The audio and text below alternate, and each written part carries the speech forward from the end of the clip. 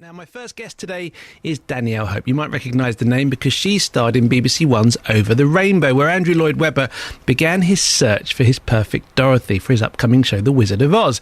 Danielle won the show and performed alongside Michael Crawford in the West End show. I have to say, I saw her in it a couple of years ago and it was great.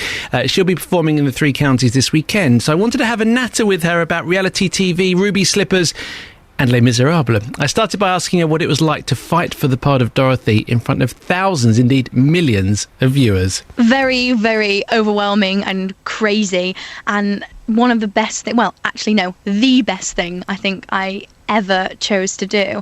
I remember going back as well, like to school afterwards and sitting the rest of my A-levels and just thinking, oh my gosh, like, what am I doing here? And all of a sudden the pressure was completely lifted because I had so much pressure, you know, doing the TV programme and the nerves of that. And finally I'd got an actual job, like secured a job that I'd been working to do, you know, as a career. And I never thought that I would get it at the age of 18. So, yeah, crazy. What was your motivation going in for it in the first place? Well, I was auditioning for drama schools and things in London because I really think that it's important to train and get the skills, you know, because it's not just any job, like, you know, you can't just walk into it. You know, you go to university to study English and, you know, psychology and all sorts, and, you know, you go and do a degree in musical theatre. So that was really important to me.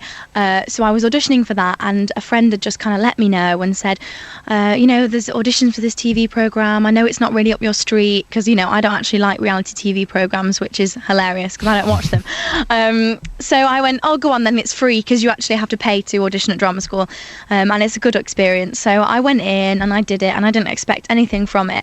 And as like I kept getting a couple more callbacks, I was thinking, oh gosh, hang on. And then when we got into the final 50, I had to kind of make a decision whether, you know, this might be something I might actually have to pursue now. So obviously I did, thank God. And yeah, it just kind of snowballed from there, really. And as I was doing the live shows, my drama school auditions kind of, you know, were whizzing past. And I was thinking, oh, God, if I don't get this, I don't know what I'll do. So, yeah, I think it was just that. I've always wanted to be in this industry. I can't really do anything else. And it was just a way of auditioning and being seen. And it was great. Being seen by just a few people, probably about 11 or 12 million. But there you were at school, so your parents are thinking, that's great, she's doing her A-levels, that's great, and your school are thinking, that's great, she's doing her A-levels. How did mum and dad and how did the school react when they realised that this was getting real? You were about to be on national TV and quite possibly on national TV for 12 weeks and then go off and get a job.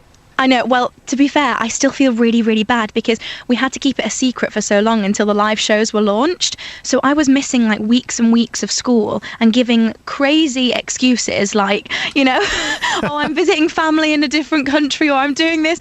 And I still feel really awful for lying because then all of a sudden my face pops up on TV and everyone's like, what?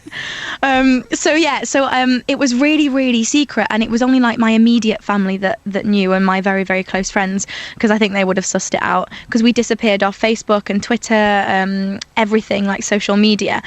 I mean, my parents were really supportive. They knew that this is what I wanted to do. And when I was picking my A-levels, they were like, oh, you know, don't put all your eggs in one basket. Maybe take an academic subject as well for university. And I was like, you know what? If I don't run at this with everything and 100%, it's never going to happen. And this is all that I want to do. So that's what I did. And I think knowing that and knowing me, I was just so committed to it. And I thought, if I'm going to do it, I'm going to do it properly. So they were all really, really supportive. Have I understood correctly? You were taking time off school and school didn't even know the real reason why? Or was there someone there who knew what was going on? My head of drama knew what was going on because she knew that I'd gone in for it, Helen Main.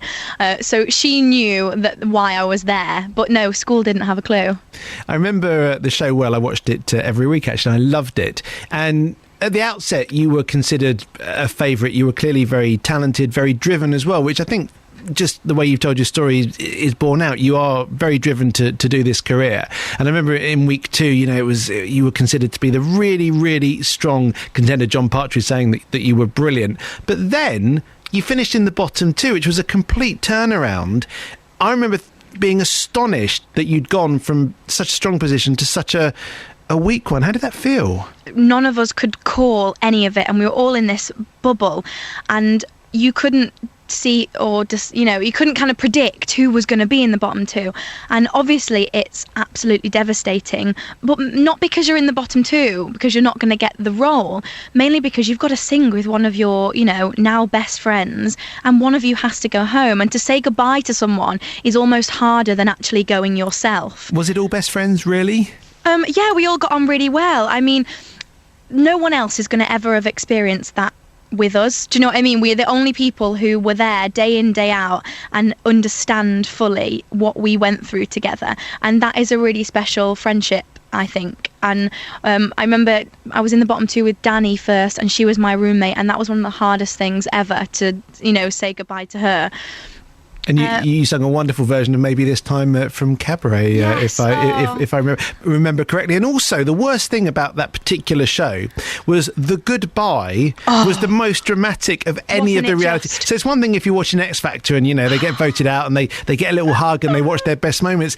They flew you off to the sky while you were singing. Shoeless. We had to take their shoes. Oh, it was brutal. I know, it really was. I mean, we all had a whole day of rehearsing on the moon, and in dress rehearsal we picked out of a hat, so everyone got to ride it. Being in a reality TV show, a performance-based one no less, is no walk in the park. Danielle told me that once the shows are over, the real challenges, including keeping healthy, really kicked in. Once I'd stopped, and it's the same with anything, isn't it? When you go on holiday, you get ill because you've stopped. You've worked really, really hard, and all of a sudden your body goes, we can be ill now and do nothing. Well, that's exactly what happened. I stopped all of the press stuff. I moved myself into London, and then I had 5 months off before rehearsals.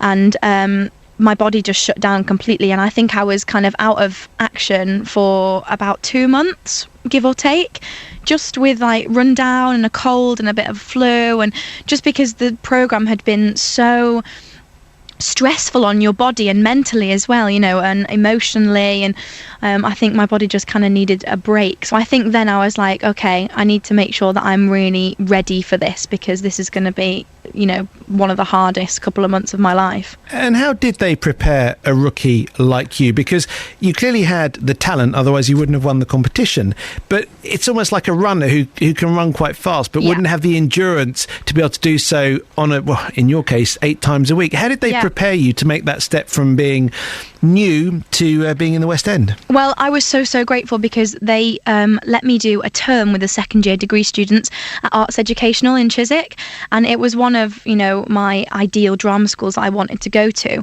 and I went there and I studied with them for a whole term, and then went straight into rehearsals after. So that kind of gave me the physical strength and stamina, because I was there every day, from 8:30 to 6 p.m, just dancing and singing and doing classes, and it was really nice just to get my body back and fit, because after doing the programme, doing nothing and going straight into drama school was almost a little bit of a shock to the system, but it was exactly what I needed. And then Bill Kenwright and Andrew Lloyd Webber introduced me to Michael Crawford, who I then found out was going to play the Wizard, and I couldn't have asked for a better mentor, friend, everything. He was just so wonderful to me, and I owe him so much, and I learned a lot from him. So that was great. So then it's your first night in The Wizard of Oz. Oh, what an amazing night, and what an amazing cast to have shared that with. And I'm seeing Paul Keating, who played the Scarecrow, later, and I can't wait. And it feels like so long ago now, but it's still so vivid, and the amazing party afterwards, and it flew by. It felt like it all happened in about 25 minutes, and it was probably the best day. Did you kind of go into autopilot, or are you completely aware that you are playing in front of best part of 3,000 people? What happens when you go on for your first moment? Are you in the zone, as they would say in sport? With Dorothy, actually, it was great, because I have a dog, and my first thing is the dog, and it's not on the lead, and I have so many things. And at this point, obviously first opening night, I thought, oh my gosh, if this dog does anything wild, the press are going to be all over it. So all of my attention was with the animal and me, and I just went on and just did the show that we'd been rehearsing over the past 6 weeks, that we'd been in previews for, and I thought, this is ours, let's just tell this story. And I just went on. And the thing with working with animals as well, and Jerry, who was like our lead dog trainer, said that the animal can always tell if you're not being real with it, so then it won't listen. If you give it a command, you have to be as honest and real as possible. So if I was, really, really nervous and was doing something completely different to what I'd usually do, the dog would notice and wouldn't kind of, respond with me and have that relationship that we'd been building. This must be a very clever dog that is able to realise that you are in Oz, dressed as Dorothy, and still being real. It's just a skill. With lights and a yellow brick road and a moving set. I mean, there was 4 of them as well, and they were all brilliant. They were just gorgeous, gorgeous. So yeah, I think you're aware because there's extra nerves and that kind of adrenaline because it's press night and everyone's here and they're willing you on. But you just have to remember that everyone there wants this to work. They want you to be the best you can be, and you've just got to go on with that attitude and do what you do and do what you've been directed to do. And everyone there who's on stage and who are part of the production want you to be great. The ladies and gentlemen of the press may come to that kind of first night and be looking for problems, not least because there was the whole story of should the BBC have given such exposure to a musical that in effect was a commercial entity. How did it feel to be performing in front of the press and then also to be confronted with reviews, proper West End reviews, which I suspect range from brilliant to people who maybe tried to get the daggers out a bit? Yeah, I mean, regardless, everyone has their own opinion about everything, and I think with live theatre, you've just got to, put your hands up and say, okay, I'm going to do the absolute best that I can do. I've been given the tools, I've been given a script, and I've been given direction. I'm going to go on and do this. And some people will love it and some people will hate it. There's shows I'm sure that we've both seen that one person has adored and, the other person has gone, oh no, actually I didn't really like that. And everyone's got their own taste. And I didn't read any of the reviews personally because they're not for me. Do you know what I mean? I don't kind of look to that as a kind of confirmation or an assurance of, how you're doing. I think as long as you know that you're doing everything you can possibly do to make that show as good as you can, then that's it really. That's all that is your business, personally. So yeah, I think it was intimidating being my first show. I was leading a company with, Michael Crawford and at the Palladium, and that's brilliant. And it comes with its downsides, with all of that and the pressure, but I just think that I took it in my stride, to be honest, and just got on with it. It's a job and you do it and you do it to the best of your ability. We're hearing from Danielle Hope in this hour. After playing Dorothy, Danielle is now performing in Les Miserables, a classic show on the West End. I asked her what it was like swapping the Emerald City for 19th century France. It's just extraordinary. I couldn't think of a role that's more different right now that I could play to Dorothy. I went from having nice styled hair and a gorgeous gingham dress with red ruby slippers to boys' shoes, a ragged curtain skirt and dirt all over my face. And also you're very exposed as Eponine because everyone knows the songs. It's an incredibly famous musical, Les Miserables, and the songs themselves are tough to sing. They're big songs that you've got there. Oh, they're huge, and vocally was very, very challenging for me, Eponine, and I think that's really why I wanted to do it, is because it's so different to the way I would naturally approach a singing role. And I took vocal lessons and stuff, and I'm still working. I think you never ever kind of get it perfect. It's always a work in progress, I think, live theatre. And I'm just loving the challenge really, and it is so different. And I think going from, everybody knows the songs and the characters and has personal connections to them, and I think that's quite wonderful, because going from doing Dorothy, which everybody knows, The Wizard of Oz, and Judy Garland, and there's been so many productions of The Wizard of Oz, I think because of already dealing with those kind of things, people having expectations and already having an idea of how they want the part to be done, I think going into Eponine being just as well known, I kind of already had dealt with that because of Dorothy. Do you know what I mean? I do, and it's not only that it's well known, but it's well loved. So if you get it wrong, I mean, there's people who go to Les Mis twice, 3 times a year and have been doing so for the last 25 years. I know, and I think that's why there is no right and wrong with live theatre, and it is just your personal interpretation always. You're never trying to be a previous Eponine or anything like that. You're just going in and doing what you see that character to be. And I think the themes and the things that happen in the show they're not vague, but it's all the themes that run through it you still feel now in everyday life. Do you know what I mean? Like unrequited love, and Jean Valjean's battle with religion and things like that. And I think everyone takes such a personal thing from it anyway, that it would be wrong to try and replicate anything else. And there's such powerful things as well, loss and the quest for freedom powerful. As well. Huge things running in that show. Which may explain why 25 years on it is still so popular. Yeah. So you're now officially no longer a reality TV show winner. You can no longer fall back on Over the Rainbow and say, well, I won that. You've now got a career. You're up against everyone else. What's next for you, Danielle?